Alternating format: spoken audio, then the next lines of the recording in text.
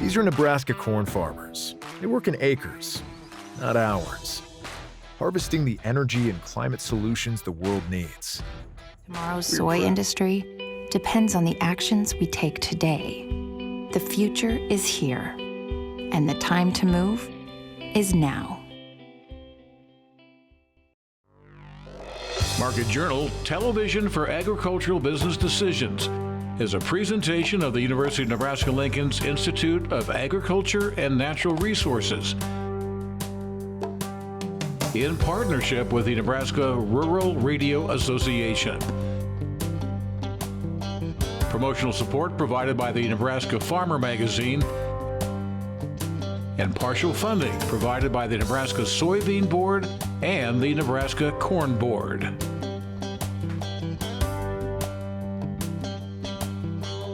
Everyone, I'm Bryce Duskett, and thank you for joining us today on Market Journal. Welcome to summer, June 21st, the first official day of the season. Of course, it feels like someone turned on the furnace with temperatures hitting the triple digits in parts of the state this week. We've got a lot to cover on this week's edition of Market Journal. We'll start with some practical advice on why it's important to get stand counts done accurately and on time. Doug Simon from Tredas set to join us on the Market Journal Markets desk here in a little bit to talk about the latest trends he's seeing. We'll also head out to a research, extension, and education center where the TAPS program has expanded to, and now they're in their second year of competitions. We'll take a close look at how those challenges are stacking up. Those stories are coming up on this week's show, but first, let's head out and into the field where my colleague with the Rural Radio Network, Chad Moyer, he's standing by with an update from WestPoint, Nebraska. Chad, you've been visiting with a local producer to talk about how the growing season is progressing. What do you have for us this week? Thanks, Bryce. This week's update in the field originates in Cumming County, Nebraska, just outside of WestPoint. Today we're visiting with Cody Keister. Cody, thanks for joining us on today's program. First of all, just give us kind of the update. Where do crops sit in and around your part of Cumming County here? Yeah, so here we're standing right next to our cornfield here. We're looking at about V6, V7 corn or so. Just getting a good start into the growing season, getting some of those post applications made and getting right into the heat of the summer. All right, let's back up just a little bit. Tell me about how planting went for you and your operation this year. Yeah, so this year I think is the first year in my farming career that I don't remember any planting delays at all from rain. We started about mid-April. In about 2 or 3 weeks, we had everything planted and never stopped for rain. So it was extremely dry getting started going. That dryness that you talked about, did that affect emergence or anything like that? Yeah, it definitely did. And there were spots where there was enough moisture for some of the corn and soybeans to get started growing, but then in places, especially where we had some cover crops, it really dried out the soil and that kept the corn and beans back, held them back from getting going quite as quickly as we wanted to, and so that led to some uneven emergence in spots. Mm-hmm. But since then, of course, we've had some rains in this part of the world too. Just over the last 10 days, 2 weeks or so, what sort of rains have you had? Yeah, so about mid-May or so, we had a nice 2-inch rain that really got us off and going and was really nice to get. But then it turned cool and wet after that. And so that really slowed down our crop progress quite a bit. And then about the start of June, we turned back to dry and hot for about a week. And then after that, we went back to some moisture again. And now it looks like going forward here this weekend, we might be turning up the heat again. Yeah, I know in this part of Cumming County too, there were some severe storms earlier this week. Did any of that affect you or did you avoid that? It got pretty windy here a couple days ago. The corn here right behind us was leaning over, just about touching the ground, but it sprung back up pretty good and looks all right now here for the most part. Okay, so where we sit right now, what would you say would be the next series of actions or next things that you would do in the field, Cody?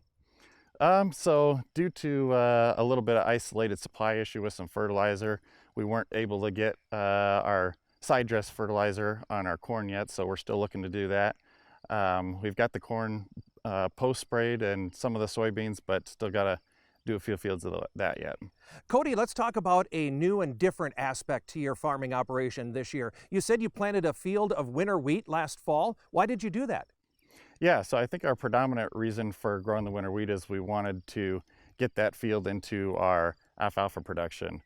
We've kind of got a small square hay business going with do quite a few alfalfa small squares, and we wanted to get that winter wheat started last fall and taken off in the summer so that we can plant our alfalfa this fall and have a better first crop next year. All right, appreciate that update, Chad, out in the field. Cool to see what Cody is testing this year.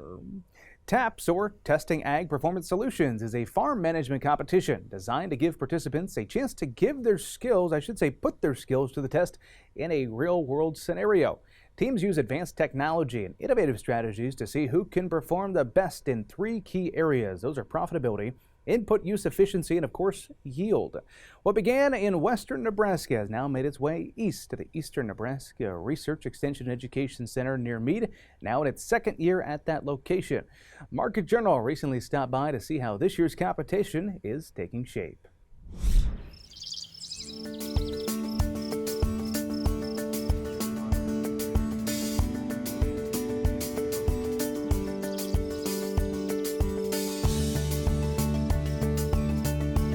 Yeah, today's our TAPS field day. Just a great chance for participants to come out and look at their TAPS plots, see how things are going, see how they're looking. Also, several technology providers here today, a chance to interact with them, learn about the technology, how to use that to make informed decisions and become more efficient and more sustainable and profitable. TAPS started in 2017 with a sprinkler corn competition in North Platte, and over the years it's kind of expanded to different crops and different locations. This is our 2nd year at NREC by Mead. We've got our sprinkler corn competition here as well as a soybean competition, and we have a nitrogen source competition that's looking at biological replacement of nitrogen. Yeah, on the corn side, we're really looking at that water and nitrogen efficiency. You know, how low can we go with water and nitrogen and still keep those top yields, but also limit how much nitrogen and water flow through the root zone and below the root zone and end up in the aquifer. So just trying to be more sustainable, keep the nitrogen where it needs to be, let the plant take it up and hold on to it, produce the grain, but then not have it available at the end of the year to leach down into the groundwater. I'm really looking at profitability on soybeans. You know, what things can we cut? Like seeding rate is one thing you can cut quite a bit and not affect your yields at all, but really improves your bottom line. And then we're also looking at micronutrients and fungicide, insecticides, things like that. What do we need to apply? When do we need to apply that to keep the crop healthy and growing strong, but also kind of watch that bottom line?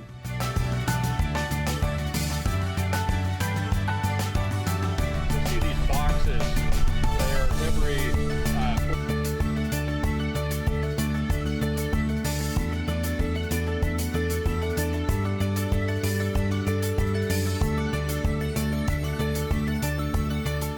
irrigation decisions, irrigation scheduling is a big piece of the competition.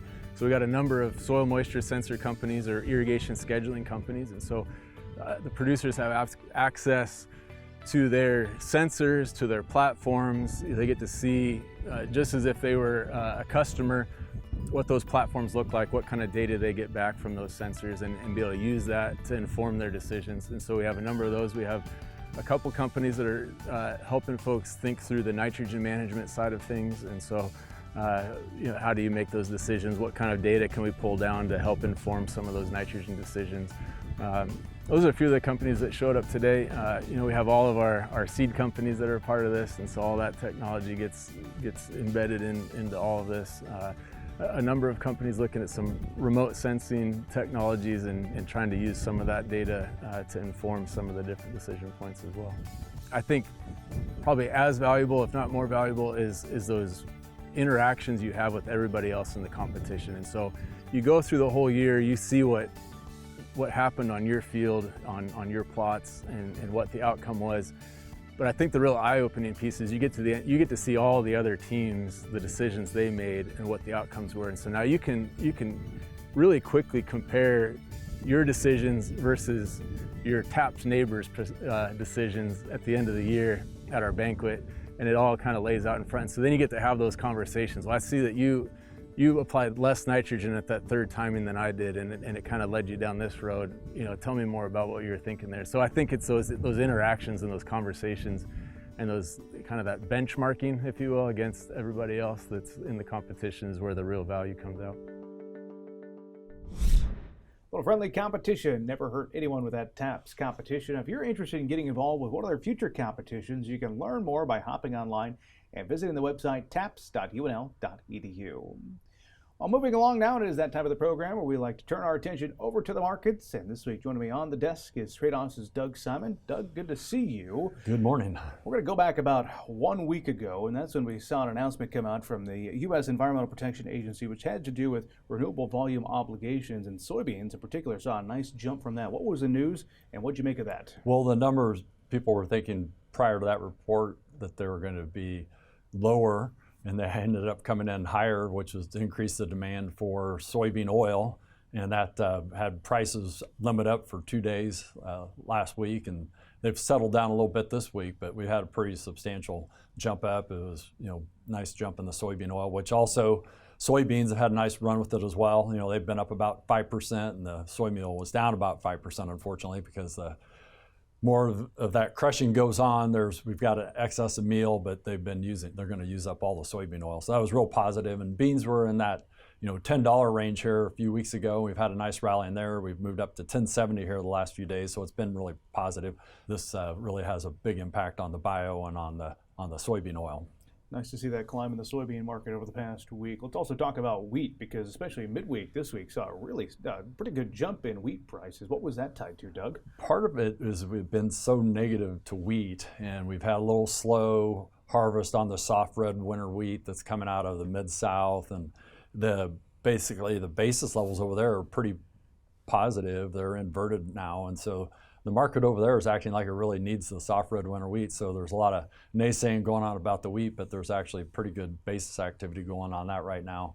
We're starting to harvest some of that down in southern Nebraska this year, down southeast part of the state, and then hard red winter wheat will be coming up here last week of June, 4th of July timeframe. But those funds have been short 200,000 contracts. They're also short 200,000 contracts of corn. And the bean side of it, they're actually long probably 40,000. So the thing that's the most negative is the beans have got the length in it, and the things that you would think would be a little more positive longer term have got some really big short positions on in the funds. And so what we're seeing is, I think, some technical short covering on those fund positions in the wheat. Kansas City wheat, Chicago wheat are pretty much on par right now. They do have carry in the market out there. They're about 14 cents higher out from the July to the SEP.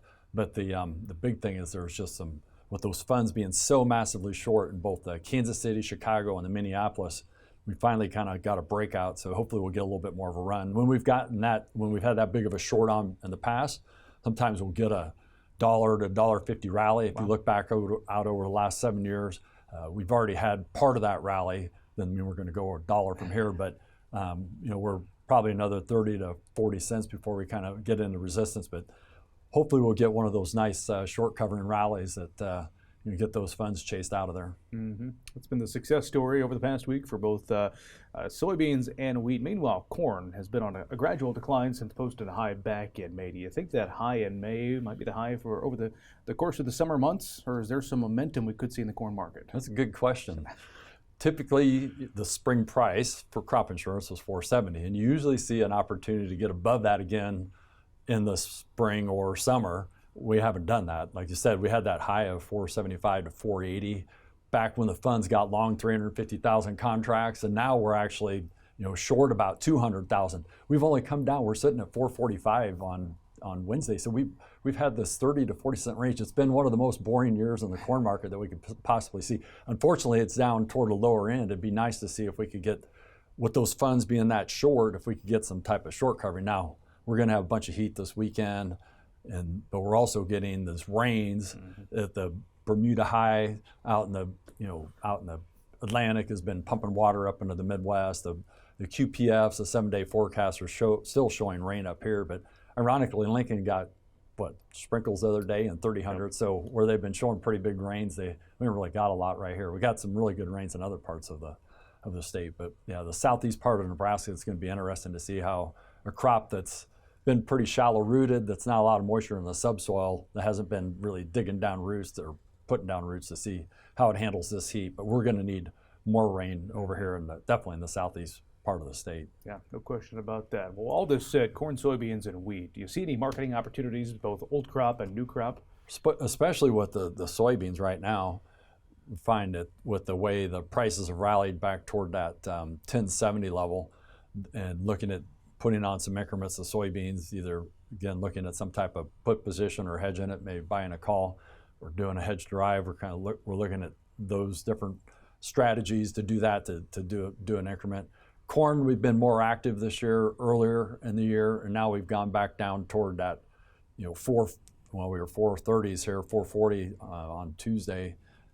We've been using either hedging earlier and buying some puts, and now one of the things you have to think about is where the ARC County comes into play for both wheat, corn, and soybeans. We're actually back toward where those effective floors are when you think about where the average cash price could potentially be over the next year, and where the futures price and what a projected basis would be. So you're kind of at a point where you've got a floor underneath part of your crop, but you got to understand what your farm program base is for corn, beans, and wheat, because it may not necessarily be reflective of what you're planting. And so we're back at a point where there is some support underneath corn. A big thanks to Doug for his time on the Market Journal desk this week. Want to let you know that next week we'll be joined by Luke Beckman. He's with Central Valley Ag.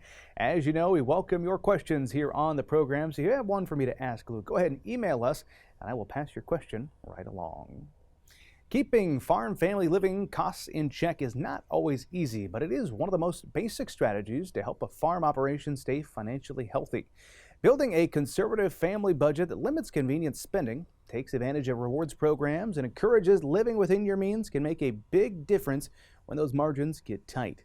You can learn more about how to manage family farm living expenses in the latest issue of the Nebraska Farmer. Well, it is time now to get an update of weather with Nebraska Extension Ag Climatologist and our Chief Meteorologist here at Market Journal. That is Eric Hunt. Eric, we got some precipitation in parts of the state earlier this week, but the heat is on. What can we expect, though, as we turn to the next 7 days? Well, thanks, Bryce. Plenty of heat and precipitation discussed in this week's forecast. Let's start with the heat. Complements this ridge has been building from the Central Plains over toward the Great Lakes region.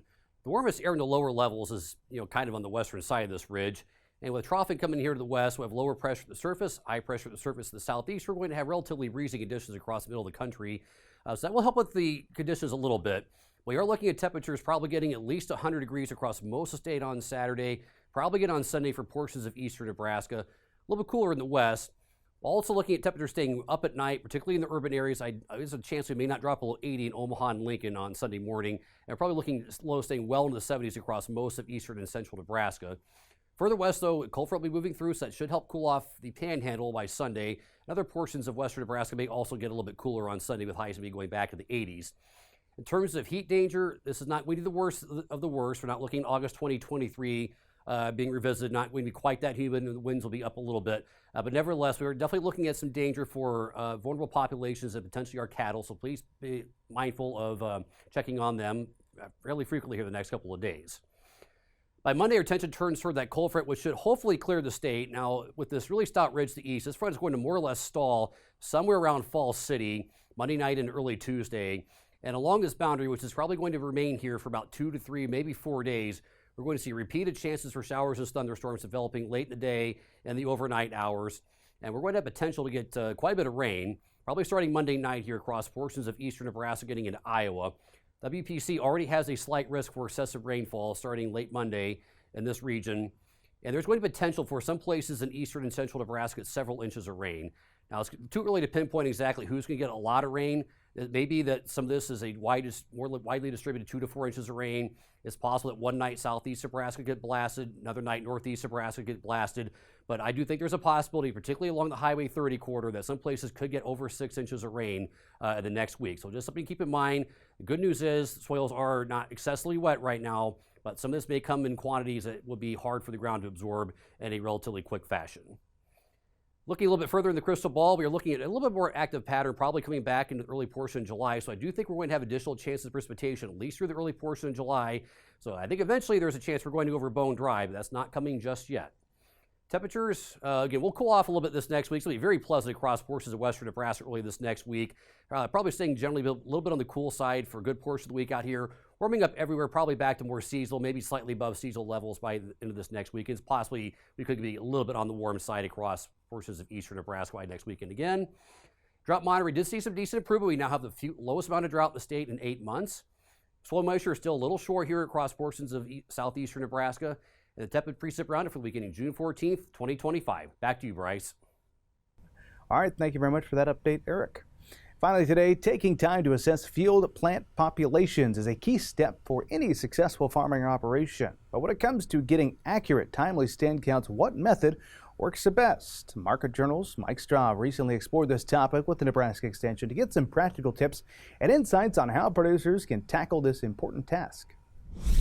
The evaluation of stand count is an important step for maximizing yields of corn and soybeans. Accurate stand counts can support timely replanting, nitrogen adjustments, and planter performance, and have an efficient use of inputs in those areas for the rest of the season. The stand count are very important for producers for several reasons. So, first of all, a producer may plan, a goal for the crop, either corn or soybean, your yield goal, especially for corn, where other inputs, play, not only the seeds, especially fertilizer. So, if the stand count is not the population that you actually were aiming for that hybrid, that means that probably the yield is going to be reduced just for having a lower stand count. That means that also maybe the inputs for fertilizer should be reduced in that case.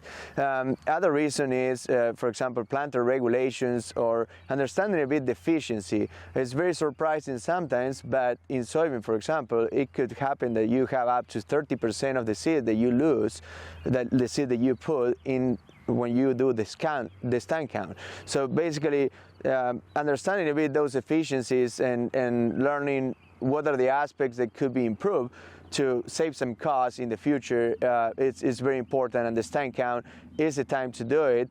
And another aspect will be some spots of the field where maybe it needs to be replanting, and it's better to have replanted than not having a crop, or just in those places where low population are not the ones that were expected, to also decrease the amount of inputs that will be used in those spots, just to save some costs, because the yield is not going to be the same. Also, for example, if there is a lower stand count and in corn especially, and there is a need for fine-tuning those inputs, especially fertilizer, well, there is a corn nitrogen calculator where you can recalculate the expectations based on the yield goal. So there is an application there that you can check, especially for corn, for recalculating some of those inputs. A producer should get the stand count after emergence.